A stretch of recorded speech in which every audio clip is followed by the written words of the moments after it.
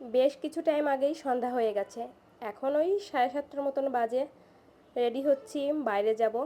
বাইরে খাওয়া দাওয়া করতে যাব মূলত।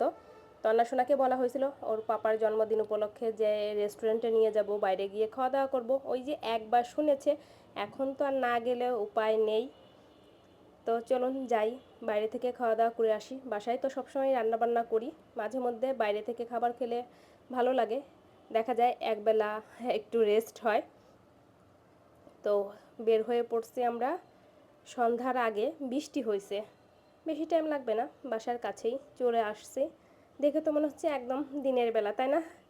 না, এই যে বেশ অনেকটা তো রাত হয়ে গেছে এখন, অবশ্য যদিও সন্ধ্যায় লাগে প্রায় 7টার দিকে। বাচ্চারা বাইরে আসার কথা শুনলে একদম অস্থির হয়ে পড়ে, যতক্ষণ না না নিয়ে আসা যায় আর ছাড় নেই। এই রেস্টুরেন্টে আজকে নতুন আসলাম, খুবই সুন্দর, একদম খোলামেলা পরিবেশ, বেশ ভালো লাগলো। তো এখন এই তো খাবার দাবার অর্ডার দেওয়া হচ্ছে। ভারী খাবারই খাবো, যাতে আর রাত্রে খাওয়া দাওয়া না করতে হয়। রাইস আইটেমই অর্ডার করেছি। তন্না আর তন্নার পাপার বাসার খাবার থেকে তারা বাইরের খাবার বেশি পছন্দ করে।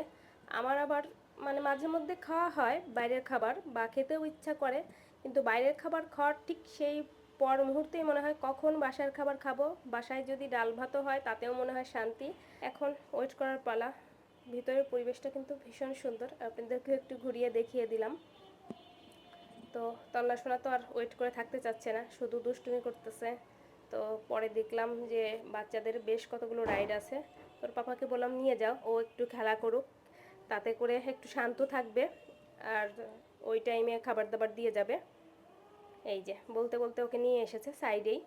কোথাও যাওয়ার পর সে যেখানেই যাক, বাচ্চাদের জন্য যদি রাইড থাকে তাহলে তো আর কোনো কথাই নেই, তারা তাতেই খুশি।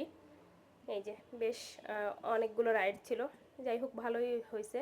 না হলে বাচ্চারা তো কোথাও গিয়ে আর চুপচাপ বসে থাকতে চায় না, ও একদম মাথা নষ্ট করে দেয়।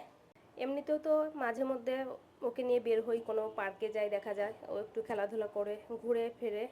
তো সেদিন তো রেডি হয়েও যাওয়া হয়নি, এর জন্য এই যে নিয়ে আসলাম, একটু আনন্দ করলো, মজা পেলো।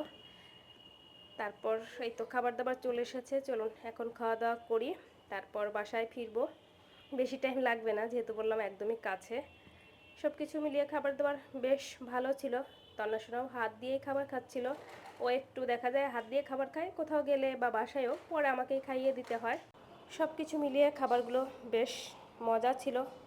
তো চলুন আস্তে ধীরে গল্প করতে করতে খাবার দাবার খাই। আর ব্লগটাও এই পর্যন্তই থাকছে, কেমন লাগলো অবশ্যই জানাবেন। নতুন কোনো ব্লগে দেখা হবে।